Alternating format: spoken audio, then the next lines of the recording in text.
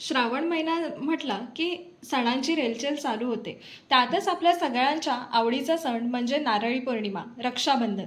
नारळी पौर्णिमेनिमित्त आज आपण खास आंबा खोबऱ्याची वडी कशी करायची ते बघणार आहोत.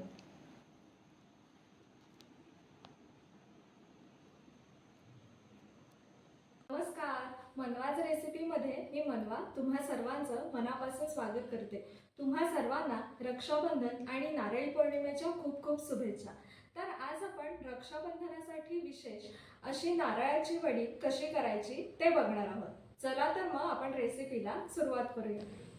नारळाची वडी करण्यासाठी मी इथे 2 भांडी ओला नारळ घेतलेला आहे, 2 भांडी साखर घेतलेली आहे, थोडासा आंब्याचा रस घेतलेला आहे आणि 1 वाटी मी दूध घेतलेलं आहे. आता आपण रेसिपीला सुरुवात करूया. वडी करण्यासाठी सर्वप्रथम मी इथे कढई गरम करायला ठेवलेली आहे. त्याच्यामध्ये 2 चमचे साजूक तूप घालून घेते. तूप हलकंसं गरम झाल्यानंतर त्यामध्ये हे 2 भांडी जो ओला नारळ घेतलेला आहे तो यामध्ये सगळा काढून घेते.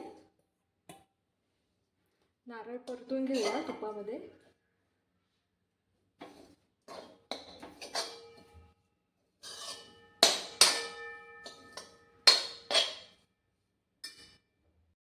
त्यानंतर यामध्ये जेवढा मी नारळ घेतलेला आहे तेवढीच मी साखर घालते. 2 भांडी नारळाचा चव होता तेवढीच मी 2 भांडी ह्याच्यात साखर घालते. त्यानंतर साधारण 1 वाटी दूध घालते.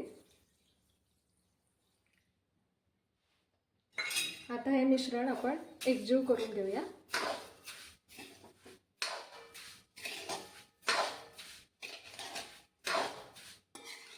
साखर सगळी विरघळून घ्यायची आहे याच्यामध्ये.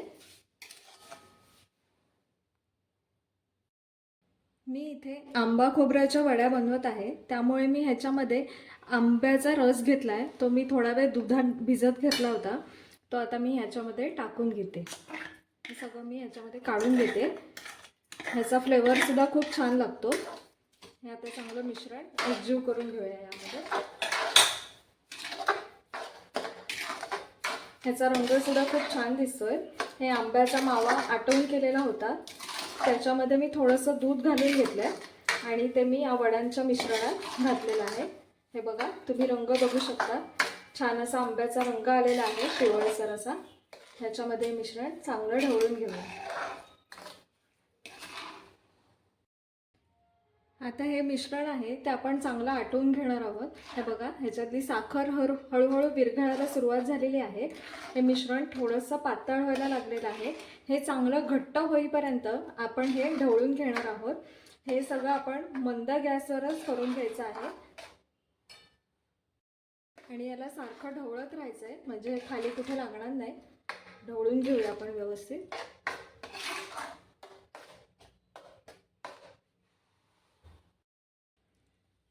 तुम्ही इथे बघू शकता आपल्या वड्यांना कलर किती छान आलेला आहे. ह्याच्यामध्ये मी कुठचाही खाण्याचा कलर वापरलेला नाही आहे. जो आंब्याचा मावा घेतलेला आहे त्याचाच कलर ह्याच्यामध्ये खूप छान आला आहे. हे बघा, पिवळा रंग खूप छान आलेला आहे वड्यांना. तुम्ही इथे बघू शकता हळूहळू आपलं मिश्रण घट्ट व्हायला सुरुवात झालेली आहे.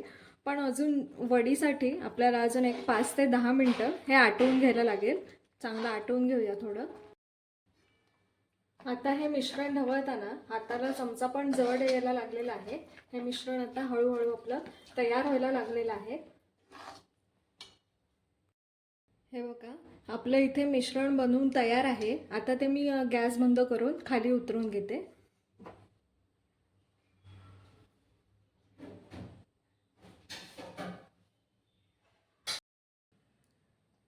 मी सुरुवातीला इथे एका ताटलीला तूप लावून ठेवलेलं होतं. आता आपण तयार केलेलं मिश्रण याच्यामध्ये काढून घेऊया. आता ते तयार केलेलं सारण मी या ताटलीमध्ये काढून घेते.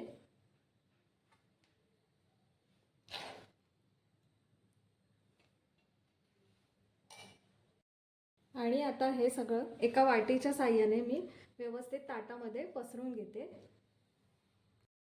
आता इथे आपल्या वड्या थापून तयार झालेल्या आहेत. तुम्हाला जेवढ्या वड्यांची जाडी हवी आहे तेवढ्या ह्याने आपण ताटामध्ये त्या पसरवून घ्यायच्या आहेत. आता आपण ह्या थोड्या कोमट होईपर्यंत ठेवून देऊया. आता या मिश्रणाच्या आपण वड्या कापून घेणार आहोत. तुम्हाला जेवढ्या साईजच्या वड्या हव्या आहेत तेवढ्या तुम्ही कापून घेऊ शकता. हे मिश्रण थोडंसं कोमट असतानाच आपण याच्या वड्या कापून घ्यायच्या आहेत. अगदी थंड झाल्यावर जर आपण वड्या पाडायला गेलो तर त्या नीट पडणार नाहीत. मी अशा प्रकारे ह्या सगळ्या वड्या पाडून घेते. हे बघा, अशा प्रकारे आपल्या इथे नारळ खोबऱ्याच्या वड्या बनवून तयार आहेत. तुम्ही सुद्धा या रक्षाबंधनला अशा प्रकारच्या खोबऱ्याच्या वड्या नक्की करून बघा. आणि जर माझी रेसिपी आवडली असेल तर माझ्या रेसिपीला लाईक, शेअर आणि सबस्क्राईब नक्की करा.